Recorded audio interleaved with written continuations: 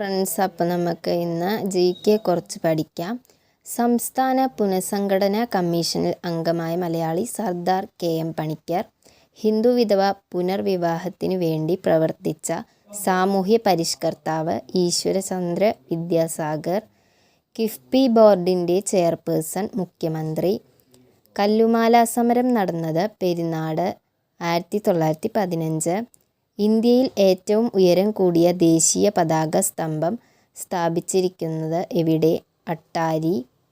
സ്വാമി വിവേകാനന്ദൻ Ramakrishna mission ഉത്തർപ്രദേശിലെ യോഗി ആദിത്യനാഥ് മുഖ്യമന്ത്രി. ഇവിടെ രാമകൃഷ്ണ മിഷൻ സ്ഥാപിച്ചത് സ്വാമി വിവേകാനന്ദൻ എന്നാണ്.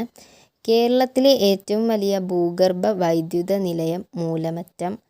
നാഥുല ചുരം ഏതുമായി ബന്ധിപ്പിച്ചിരിക്കുന്നു? Sikkim to Tibet. Video maximum ഇഷ്ടമായെങ്കിൽ മാക്സിമം ഷെയർ ചെയ്യുക, ലൈക്ക് ചെയ്യുക. നിങ്ങളുടെ സജഷൻസ് കമൻറ്റ് വഴി രേഖപ്പെടുത്തുക. Thank U.